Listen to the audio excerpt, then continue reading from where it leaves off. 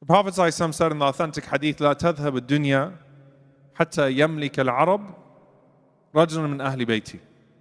The dunya will not cease to exist until a man from my family will rule the Arabs. He said, sallallahu alaihi wasallam, he would have my name, Muhammad ibn Abdullah, famously known as who? Al-Mahdi, right? The Mahdi, the guided one. A reviver that Allah subhanahu wa ta'ala would send from the offspring of the Prophet sallallahu alaihi wasallam that would lead the Muslims until the descent of Isa alayhi salam for a few years. And should we see that time, may Allah subhanahu wa ta'ala place us in His ranks. Allahumma ameen. But here's the thing. I believe in it because there's tawatur, there's enough narrations about the coming of the Mahdi to where it's affirmed in the Sunnah. I believe in it because anything the Prophet ﷺ said, I affirm it. Anything that's authentically narrated, whether I can point where it is or not, the Prophet ﷺ said it's happening, it's happening. But you tell me, where in the psyche of the Muslims, with all the turmoil that our ummah has faced, did you find the scholars writing about, maybe the Mahdi will come now, or the Mahdi is going to come and we're all going to be okay? Where in the psyche of the Muslims was this emphasis or this obsession of a savior that would take them out of their despair? I'm going to call it Mahdi syndrome, where a person justifies their passiveness by saying, well, Allah is going to send a savior. And even if it's not the Mahdi, it could be Salah ad-Din complex too. We're waiting for the next Salah ad-Din al-Ayyubi, rahimahullah ta'ala, to take us out of the darkness, to take us out of the depths of our despair. In fact, within the corpus of Ahl Sunnah wal Jama'ah, the words al-Mahdi al-Muntadhir, the awaited Mahdi, are actually not used. It's not in the Sunni school to call him the awaited Mahdi, because the concept of awaited is not actually there. It's not a savior. He's a sign of the day of judgment that will arise as a muslih, as a righteous one, as a reviver. And we pray that if we are alive at that time, Allah Ta'ala put us in His ranks. Allahumma ameen. But we're not sitting around waiting for a savior.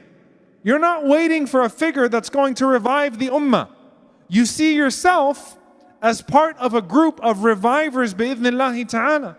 And the Mahdi is a continuation of Mahdiyin, Mahdis, throughout Islamic history. The Prophet ﷺ called them Al-Khulafa, Al-Rashideen, Al-Mahdiyin, the guided, righteous Khulafa. Abu Bakr was a Mahdi, Umar was a Mahdi, Uthman was a Mahdi, Ali was a Mahdi, Al-Hasan was a Mahdi, radiyallahu anhum ajma'een. They were all guided in their actions, saviors in their own right.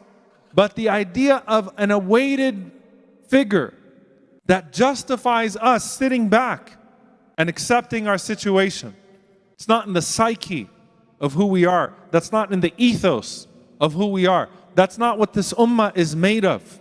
When Allah subhanahu wa ta'ala says, وَالَّذِينَ جَاهَدُوا فِينَا لَنَهْدِيَنَّهُمْ سُبُلَنَا, those who strive in our way, we will guide them. We will grant them guidance to our paths.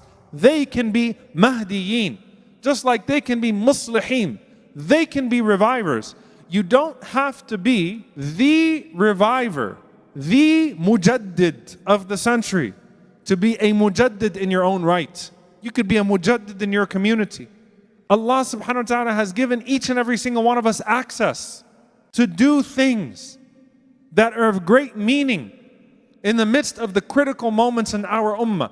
And even if history books don't record us amongst the reasons for these changes, amongst the reasons for these impacts, Allah subhanahu wa ta'ala says, سَنَكْتُبُ مَا قَدَّمُوا وَآثَارُهُ.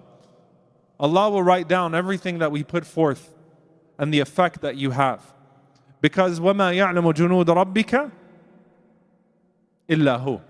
No one knows the army of your Lord except for Him. And sometimes those unknown soldiers in history that perhaps we don't know were the reasons for some of the greatest turning points. I wonder who the person with Salah ad-Din al-Ayyubi rahimahullah ta'ala, I wonder who that person was that changed the course of history.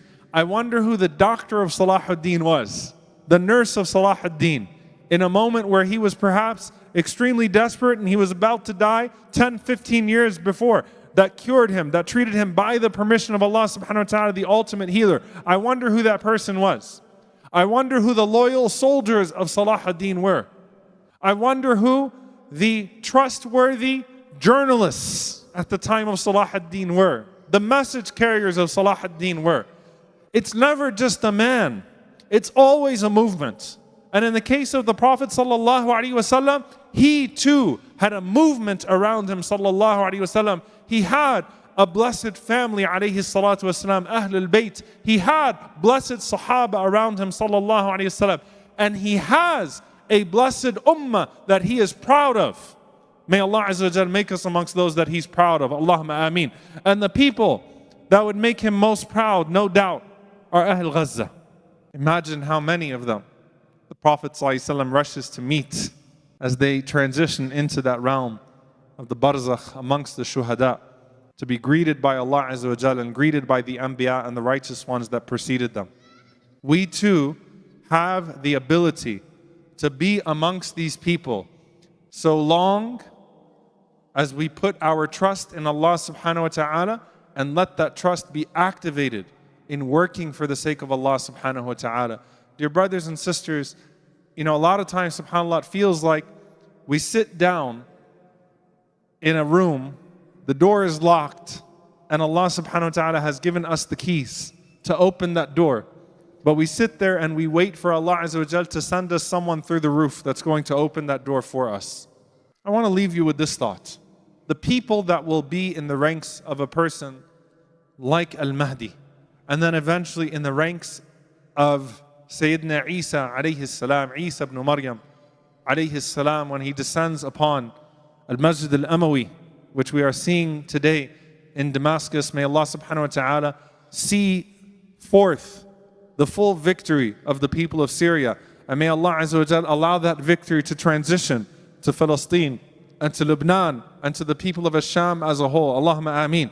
The people that will join those ranks are not people that were waiting around on social media to say, all right, now it's time. They're people that are already inclined towards the khair that Allah subhanahu wa ta'ala would bless to be in those ranks anyway when it happens. They're people that would have already been toiling for the sake of Allah subhanahu wa ta'ala, that Allah Azza wa Jal would then honor to be considered amongst blessed ranks in this dunya, just as He would consider them to be amongst blessed ranks in the hereafter.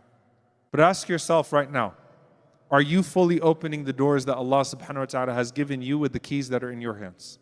And are you making yourself worthy of that help from Allah subhanahu wa ta'ala, such that Allah subhanahu wa ta'ala would count you amongst Ansarullah, amongst the helpers of Allah's cause in this world? May Allah Azza wa Jal make each and every single one of us worthy. May Allah subhanahu wa ta'ala allow us to be torchbearers of good, not passive, but active towards khair. كنتم خير أمة أخرجت للناس تأمرون بالمعروف وتنهون عن المنكر وتؤمنون بالله. You are the best ummah because you enjoin good, you forbid evil, and you believe in Allah. May Allah make us a people who enjoin good and forbid evil and believe in Allah subhanahu wa ta'ala along the way. May Allah subhanahu wa ta'ala make us amongst those who have certainty in His plan. And may Allah make us part of His plan for the ummah, part of His plan for humanity, bearers of khair, bearers of good. And may Allah subhanahu wa ta'ala forgive us for our shortcomings and remove from us the sins that weigh us down and the little thinking that stops us from achieving great purposes. Allahumma ameen.